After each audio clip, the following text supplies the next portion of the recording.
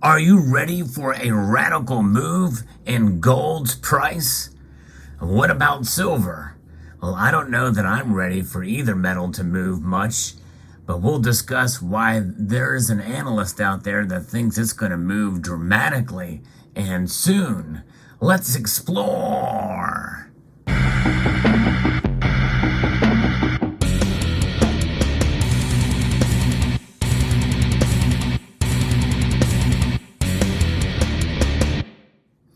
Gold has held its own for quite a number of years here.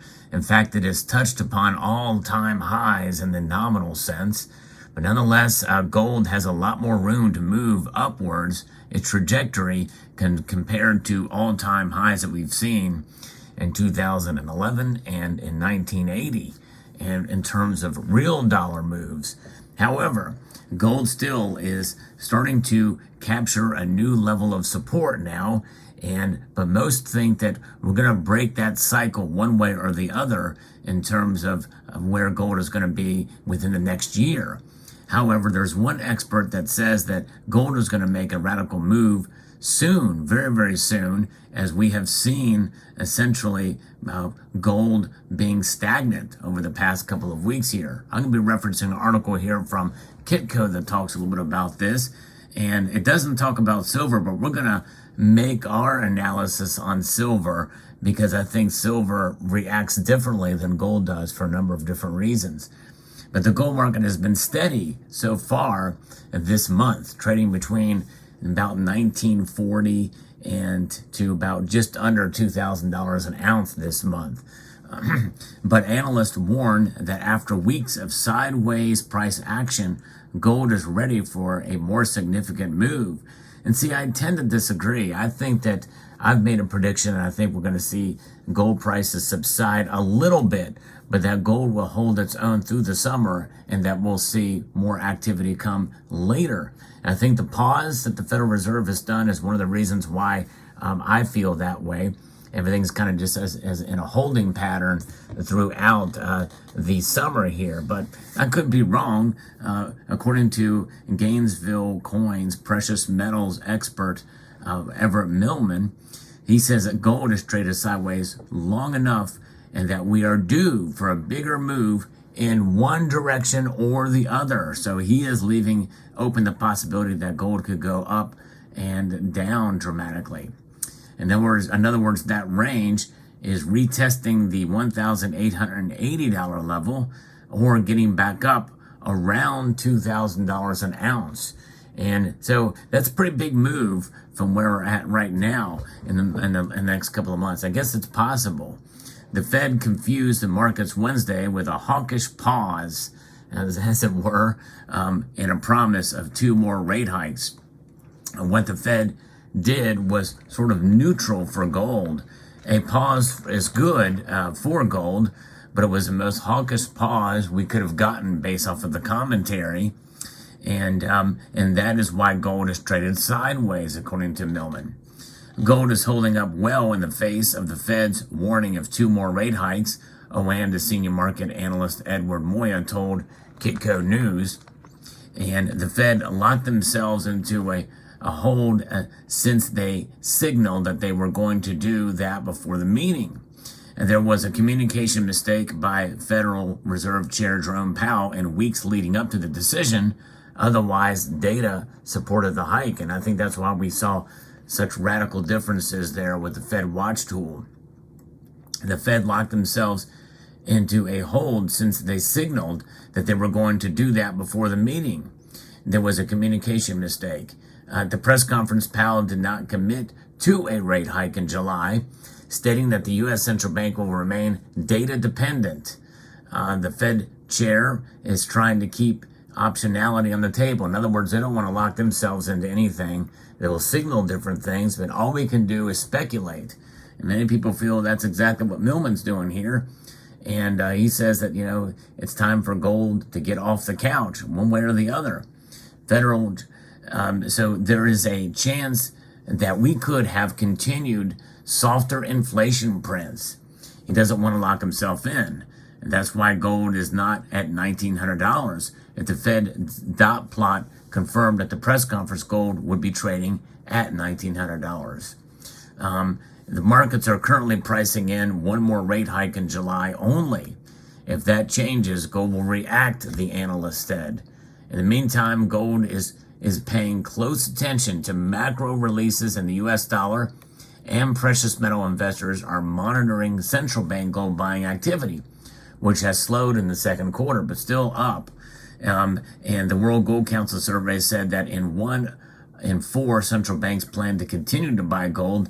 They buy in large volumes, and gold will respond to what central banks are doing, which is why I don't think that we're going to see gold really do a whole lot. If it does fall, I don't think it's going to fall by a whole lot. I don't think it's going to fall below $1,900. I guess it could, but there is still a risk of a significant sell-off in the gold markets, because that would be symmetrical to what happened over the past 2 years when gold reached $2,000 an ounce.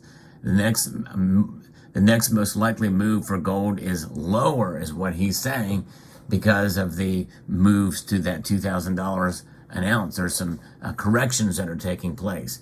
It really doesn't like to get up to that high of an amount, apparently, and then there's this pullback. And markets are eyeing Powell's 2-day testimony before the House and Senate next week, a lineup for Fed speakers, and more macro releases coming. We'll detail those in a moment. But gold is going to be facing a lot of mixed signals next week. Fed speakers, flash PMIs, and more easing from China. Commercial banks are cutting rates, and in theory, we could still see risk appetite holding on, which will keep gold relatively choppy.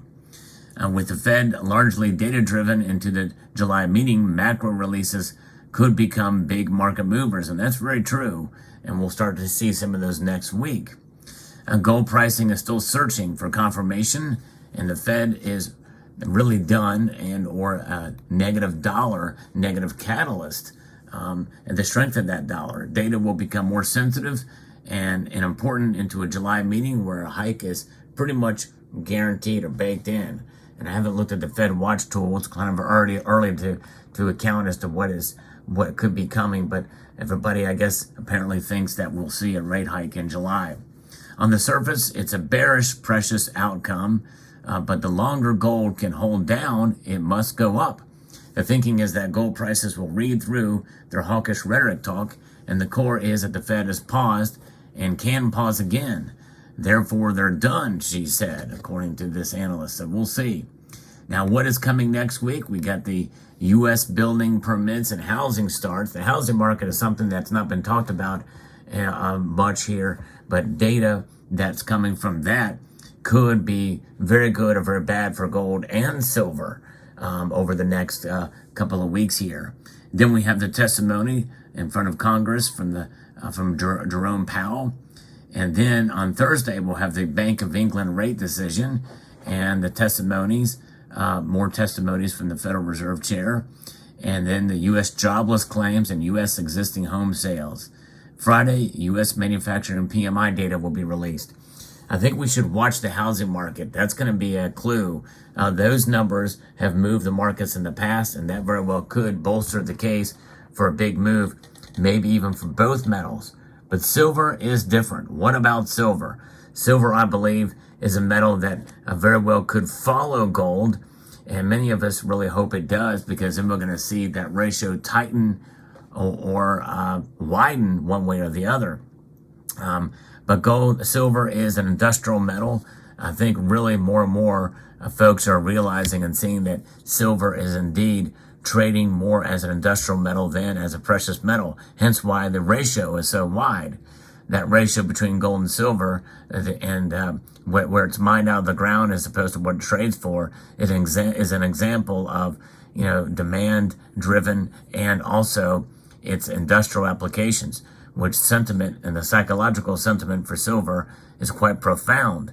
It may be illogical, but that's what moves the markets. The psychology of the markets and natural market forces react based off of psychology or sentiment of commodities. And in the commodities space, silver is lackluster, even though it is the most reflective metal out there. So we'll see how it all plays out. But nonetheless, watch out for gold and silver, and we'll see what happens. I still think, and I'm of the mind that I think that big moves for gold and silver are likely to be tepid through the summer and pick up once the fall hits. And there's no time scale that these analysts and this one expert, Millman, has given for silver and gold, or gold especially, for its moves to be radical in one way or the other. But to see gold below $1,900 an ounce now, especially within the next couple of trading cycles and into the summer, I think would be a radical move. And I think anything above $2,000 in the next couple of months would be a radical move for gold. We'll see how it plays out. In the end, we know what gold and silver do. They protect our wealth, and they protect us from inflation and also deflationary environments as well too. And so there you have it. Let me know what your thoughts are in the comment section below. Hope you found this video insightful, informative, and educational. I want to extend a multitude of gratitude to each and every one of you for taking the time to watch, and to encourage you to please rate, share, comment, and subscribe.